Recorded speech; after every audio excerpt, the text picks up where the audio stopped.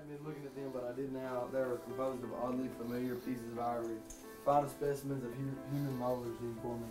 Well, I inspected them. That's a very interesting idea. Yeah, he flipped his sleeves up under his coat. Yeah, Gatsby's very careful about women. He would never so much as look at a friend's wife. On the subject is... Stop. Don't miss that.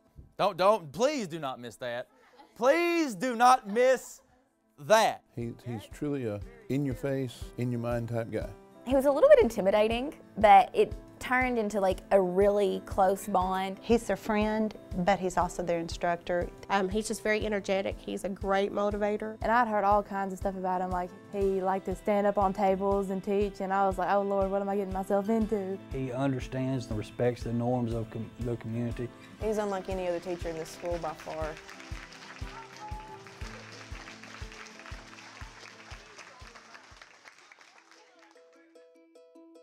My name is Jonathan Crossley. I teach 11th grade English here at Palestine Wheatley High School. I'm from Gaffney, South Carolina. Some people know that because of House of Cards. For a lot of people, they don't go to college. So the idea that I went to college and had two parents that were supportive was kind of an anomaly. A lot of my students will be first-generation college graduates. I see my face when I look at them, and it's dire, it's urgent. You have to be prepared to walk into his classroom, otherwise you are behind the entire time.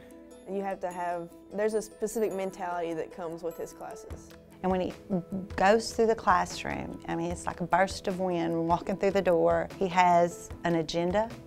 He has an end result in mind. He teaches from the time he gets here to the time he leaves. He doesn't stop. He teaches bell to bell. He was very prepared, and it wasn't just your average, okay, turn in your textbook to this.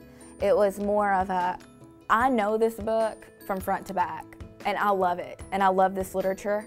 And so let's bring in outside sources like YouTube videos of music that pertains to this subject and a slam poem. And it was very diverse, and it all came together to really hit home where you really got it. Solid. Everybody get out your cell phones.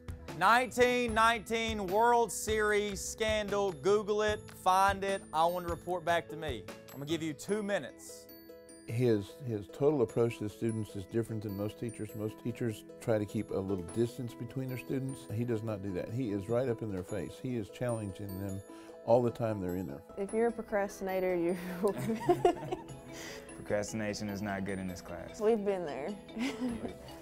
Thank you. All right, what's homework? Chapter 4, we're going to start in chapter 4, day chapter 5, have it done by Monday next week. Good. He just pushes you beyond what you can be because he knows that you can be more than what you think you can be. My son had to be out of town, and he came back and he said, I have to make this up. There will be no less expectation of me being gone. I'm required to do this, and I like that. If you expect, usually, you know, you get a return on that. Conflict breeds growth. So if I'm not having conflict with every class every day, I'm not challenging them, I'm not helping them grow. Conflict and growth go hand in hand, and I try to facilitate that while also having fun and all that other stuff too. They go in there with that idea and the idea that they know they're going to be required to learn something while they're in there that period, and there's no way around it.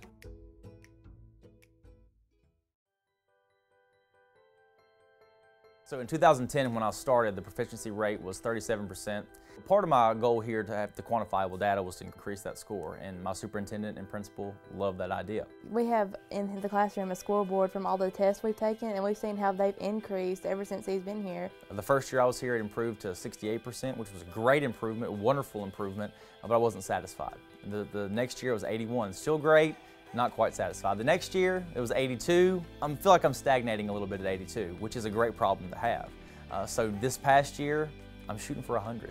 I don't think I ever really cared about school a whole lot until I got into one of his classes. In his room, he demands the highest expectation for every child. I went from being able to sleep through some English classes in school and passing with an A to actually having to work my butt off in order to maintain an A. He makes me want to dig into just everything that has to come with English. They would stress out over getting things done, and he made it real important to them. And I knew he must have been doing something great for them to take that much time and energy to complete it and to get it done right. A lot of times the work she does she goes over and above to make sure that it's right, and he has pushed that. He's made her see that. It's not just about the number. There are kids attached to that number. If I have 100% of my kids who can read on grade level, that means Keontae Hicks, who came in at 7th grade reading level, is ready to go to the 12th grade. That means a kid who transferred in because of bad behavior and being disinvested in school can sit down and read The Great Gatsby with ease. That means that somewhere down the road there might be a kid who wasn't interested in going to college who feels comfortable sitting down and taking the SAT. The numbers are great. They're great for the state. They're great for the school. They're great for policy to push effectiveness.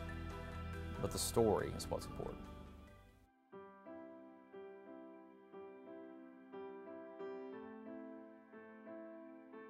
When he was nominated for Teacher of the Year, there were people that came in and observed his teaching in the classroom.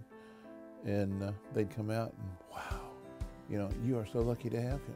My superintendent nominated me, and I filled out the application. It was a few essays, had a few letters of recommendation, and I just waited.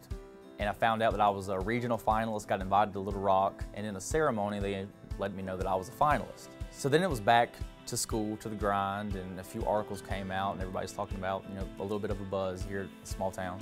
When I heard that he was getting closer to maybe winning, I got sad. We wanted him to have success and win because we felt like he deserved it.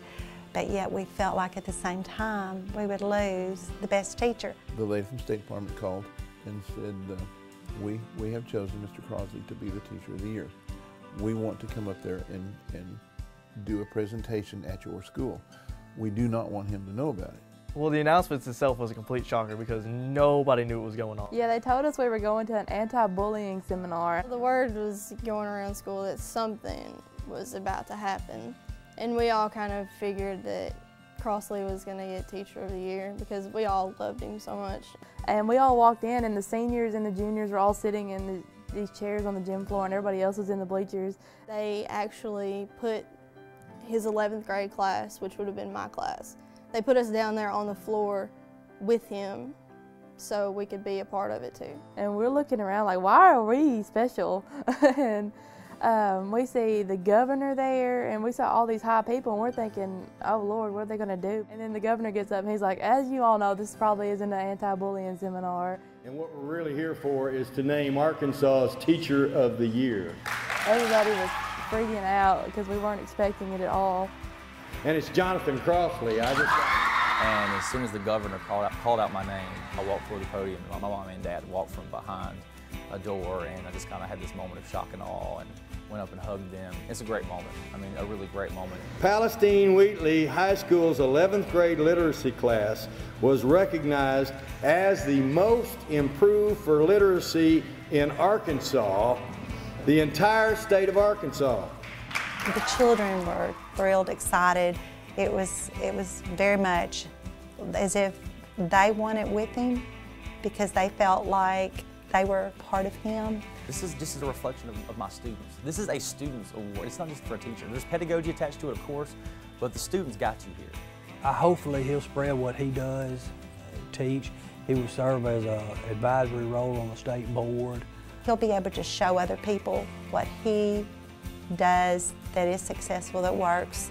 So I feel like that's a reward that he justly deserves. So, but I will miss him, and he will be missed by everyone more than he knows.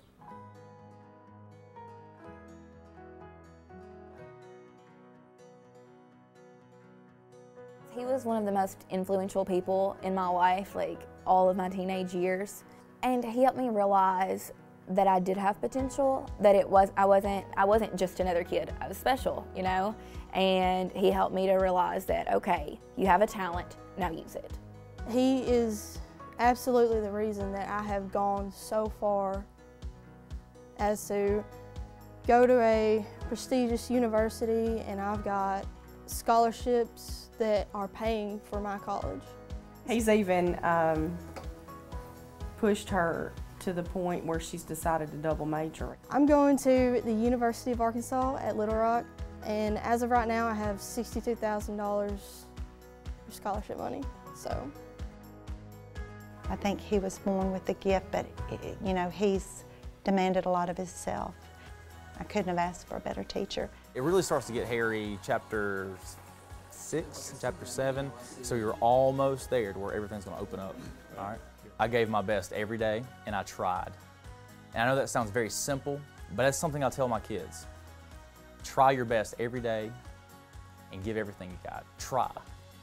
And when you do that, you'll find yourself loving what you do more and more. But I appreciate what you guys have meant to me, and I hope that as I go forward, I can continue to leave this place, my place, and we will leave our places better than when we found them. Thank you.